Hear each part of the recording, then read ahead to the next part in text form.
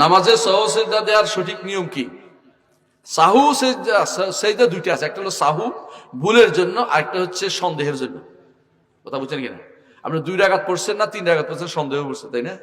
আবার আরেকটা হলো আপনি দ্বিতীয় রাকাতে বসেন নাই, দাঁড়াই গেছেন, বুঝল না? আবার হয়তো এমন হতে প্রথম রাকাতেই বসে গেছেন অথবা তৃতীয় রাকাতে বসে গেছেন জোহর নামাজে, বুঝেন? তাহলে ভুল 2 রকম আছে, একটা হচ্ছে বেশি করে ফেলছেন, একটা হচ্ছে কি কম করে ফেলছেন, একটা ছাড় দিছেন, একটা বেশি করে ফেলছেন। যদি কোথাও ছুটে যায় তাহলে সালামটা দিবেন, সজদা দিয়ে সালাম দিবেন, সজদা দিয়ে সালাম দিবেন, কথা বুঝছেন?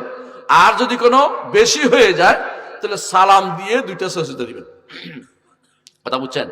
যদি কম হয়ে যায়, যখন দ্বিতীয় রাকাতে বসেন নাই, তাহলে কি করবেন? সালামের আগে সজদা দিবেন। আর যদি কোনো তৃতীয় রাকাতে বসে গেছেন, বেশি করে ফেলছেন, তাহলে সালামের পরে সজদা দিবেন। কথা কি বুঝছেন? কথা কি বুঝছেন? এটা হচ্ছে সজদা দেওয়ার নিয়ম।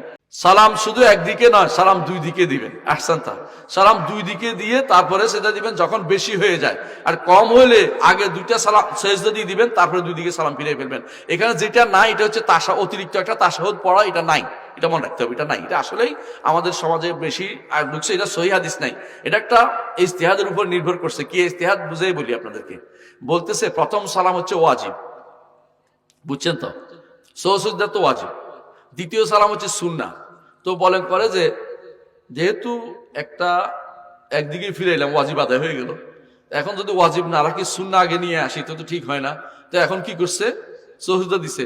এরপরে তারা কি করে? 2 দিকে আবার সালাম ফিরায়। তো কি জন্য আগে এই পদ্ধতি তো আমার নবীর থেকে সরাসরি সহিহ হাদিসে আসে নাই, আপনি কেন করতেছেন এটা? এটা কার নামাজটা কার পড়তে হবে ভাই?